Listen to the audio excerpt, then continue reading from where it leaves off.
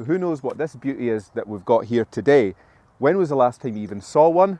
The totally forgettable Mitsubishi Carisma. So let's find out if the name bears any resemblance to how it drives. My name's Chris and welcome to Retro Ratchet.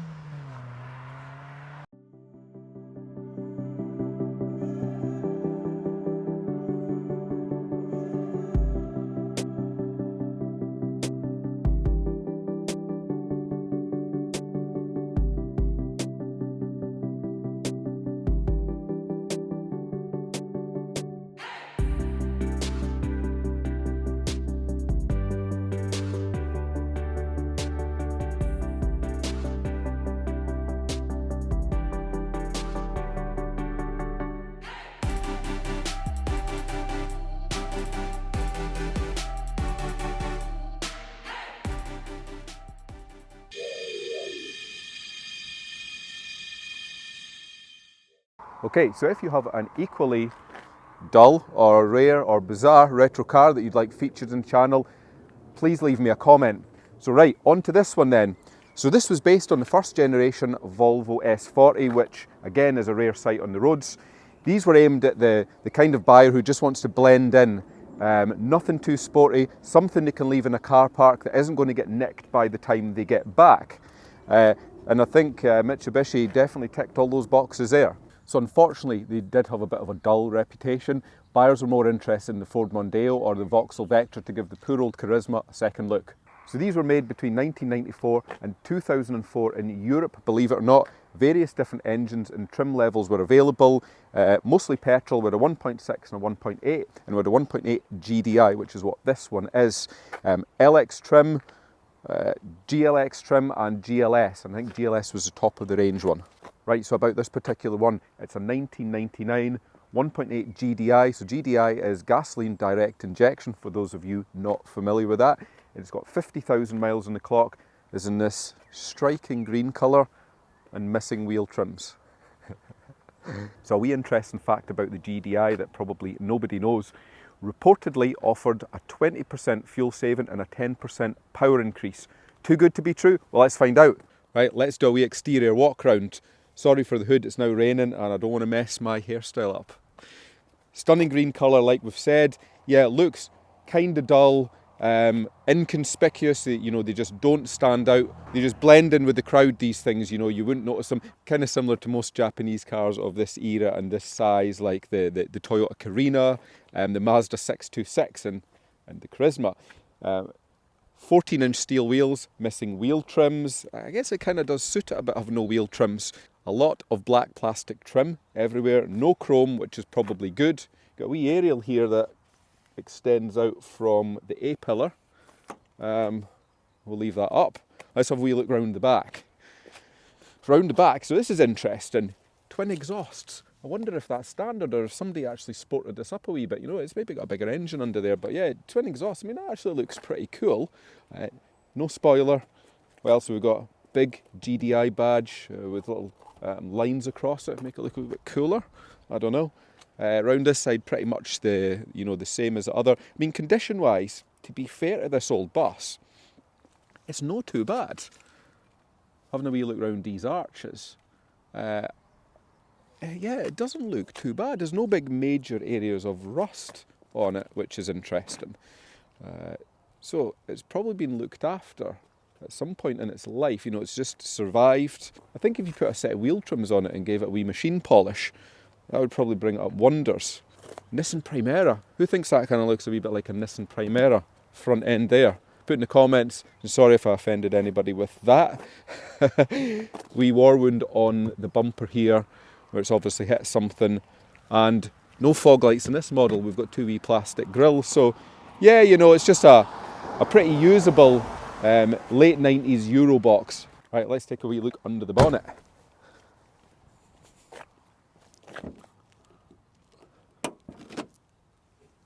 Oh, there we go, look at that. Beast. Right, we need to find the bonnet state, which is there. So that's interesting. You know, the first thing you look at, you know, it does look like a bit of a bigger engine than a 1.8. it seems to fill this engine bay. So that's weird. I mean, it is probably mostly just this plastic cover. But yeah, big GDi badge there. It looks like it's had a timing belt at some point. Can't really make it. What does that say? 2016. Yeah, so it was cared for in 2016. That is for sure. A couple of big engine fans down here. Yeah, interesting.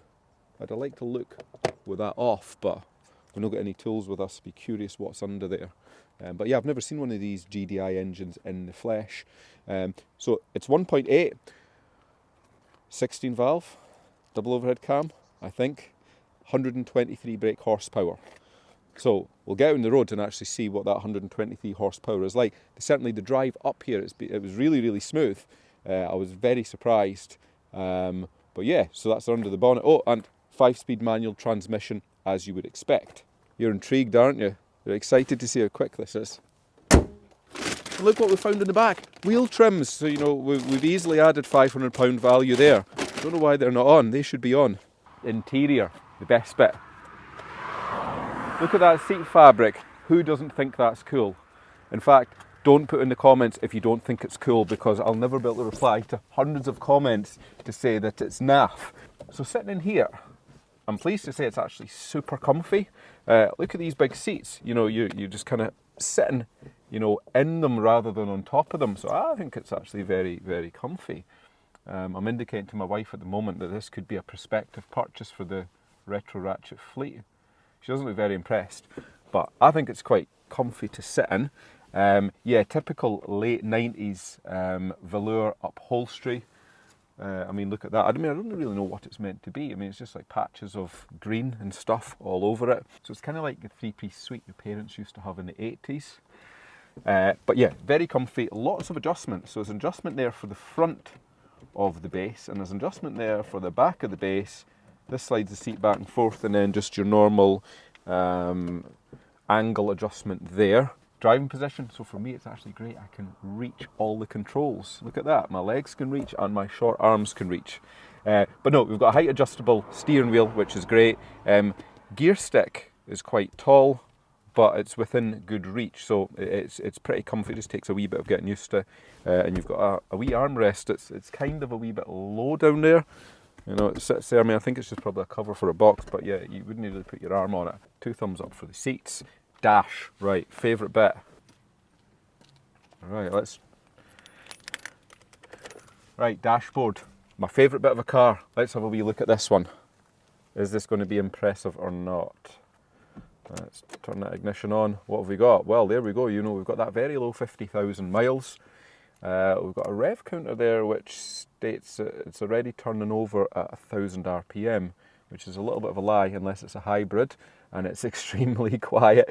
But yeah, just a little bit of a bland but very functional and practical dash layout. And just to remind you, it is a GDi, in case you forgot. Various warning lights along the bottom there, but yeah, no extra gauges or anything like that, and a wee LCD display for the odometer.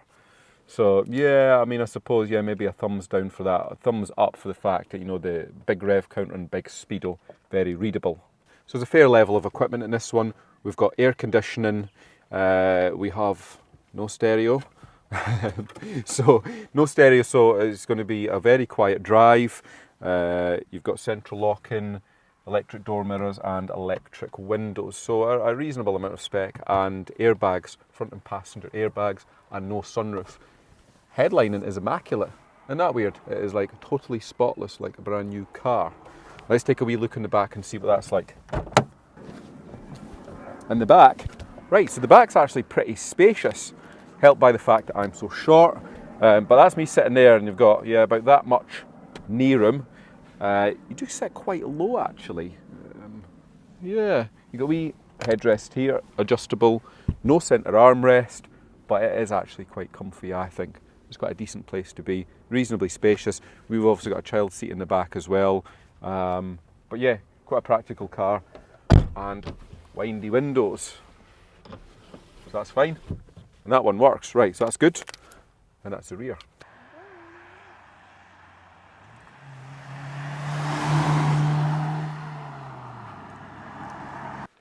Right, let's take this beast for a drive. Are you ready to be shocked? Sweet as nut. Listen to that. Engine light off. There we go.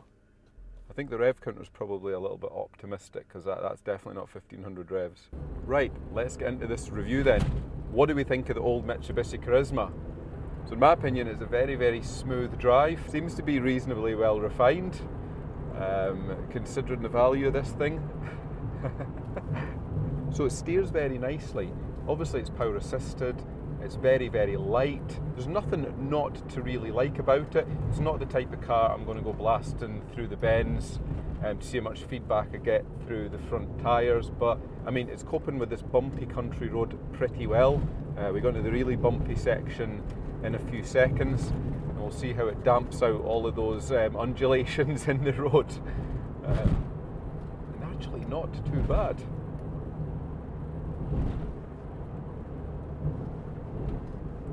I think it's a very comfortable ride. Sorry guys, I'm not going to totally slate this one. That road, which I do in all the cars, you can get battered about and it's soaking them up. It's smoothing them out really, really well. So I'm actually quite impressed with that. The brakes, there's a positive feel to the brakes. They bite about just a wee bit higher than halfway down and they come on actually really sharp. So there's definitely a positive there with the brakes. Oh, we've got a mini wheel spin there without even trying. It must be that powerhouse of a GDi.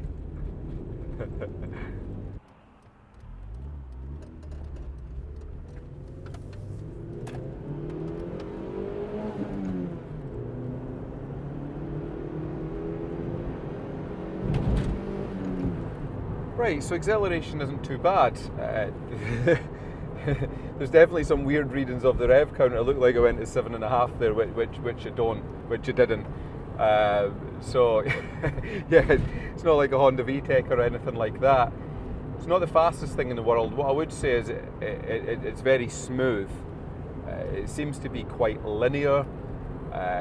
Bogs down a wee bit there as you go to pull away.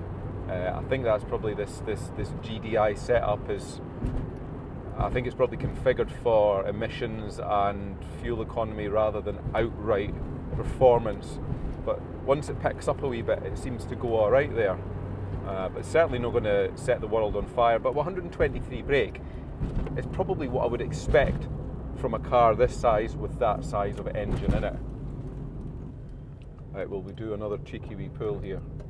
Are you ready?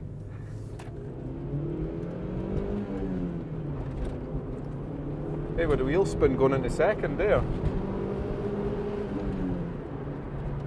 And yeah, it managed 16 second gear. So yeah, it kind of goes all right. You know, like I said, it's very linear. Dare I say it doesn't really have a great deal of character, this engine. It's very functional. It does what you ask it to do.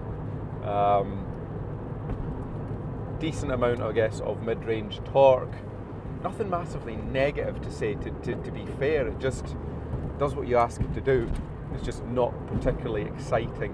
I mean, you wouldn't drive a car like this in that manner normally anyway, but sitting at 60 mile an hour there, you know, really, really comfy, soaking up the bumps very nicely.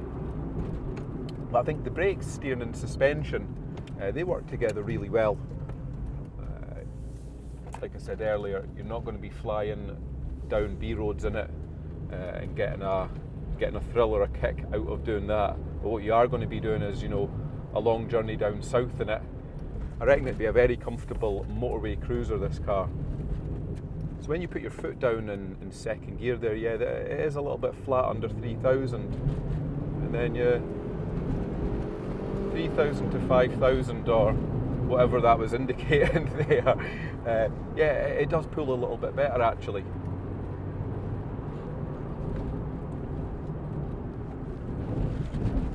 Still a wee bit bouncy over that one, but that was about 50 mile an hour. Right, so what's the transmission setup like? So yeah, 5-speed manual. The gears really smooth actually. Clutch bites, let's have a look at that. Yeah, clutch bites about halfway up. The pedal's got a nice weight to it, not too heavy, not too light. And then yeah, those gears, Really light action there. Just as a family runabout, you know, it's easy to select the gears. Once you get used to this gear stick being so high up, they slip in quite nicely. You look at that, yeah. Do another wee push in first and second.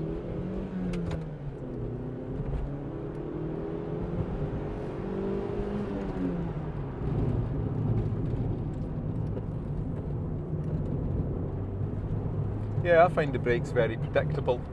There's not too much effort needed to bring that speed down. So in my view, they're actually pretty decent. Yeah, you feel a wee bit roll there as you press on in these roads, which you would expect. But all in, I think it's pretty competent. The handling, the brakes, the steering. It's a really nice smooth gearbox that's fitted to these. Okay, we've now reached the end of the review on the Mitsubishi Carisma. What did I think about it? What did I like and what did I dislike? Well, I'm not sure the poor thing lives up to its actual name of being charismatic. What I would say about it is, I would say it's more like Mitsubishi dependable, reliable, predictable, good long journey cruiser.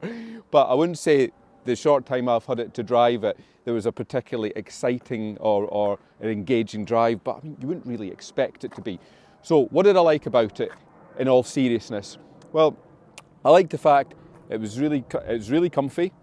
The seating position, certainly for me, was great. I found it really smooth. So the steering, the suspension and the brakes, they were all quite predictable. They were soaking up a lot of the bumps and undulations on that road really well, so that was great. The gearbox, again, I found that was quite smooth and refined, as was the engine. The engine's obviously not fast, you don't get a lot of acceleration out of it, but it is only 123 brake horsepower. So in the context of a little family runabout, you know, that you could do a couple of 100 miles in each way, you know, you would do them in comfort. It would soak up a lot of the bumps in the road, and you certainly wouldn't be jarred on your way over the rough surfaces that you get on UK roads. The looks of it, well, you know, it is kind of like Marmite. This was what they looked like in the late 90s, these type of cars.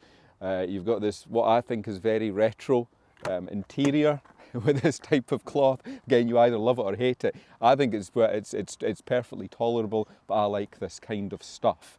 In terms of dislikes, well, yeah, what I was saying with the acceleration, it does seem a wee bit flat under 3,000 revs. So, you know, that would probably be a little bit annoying. This one obviously needs a radio cassette and things fitted, and its wheel trims, you know, to make it look a wee bit more pretty, but it certainly wasn't as bad as I was led to believe that the car was. I think a Carisma's a cracking little family car for somebody. Right, so on to dislikes. Could you really live with this styling on a day-to-day basis? I mean, I guess it's pretty inconspicuous and anonymous when you're driving it, but yeah, again, super dull, a little bit mundane, but I guess I am being a little bit critical. But overall, I was actually pleasantly surprised by it. I think in the context of what they're designed to do, they're actually pretty decent. I'd be curious to know what they've done mile to the gallon. They're probably an economical little car to run. So I hope you all found that interesting and learned a thing or two about the Mitsubishi Carisma. I'd like to say a special thanks to Scott at RetroShite who allowed me to review the car. I'll put a link to his website where the car will be getting raffled off. And I'll catch you all for the next one.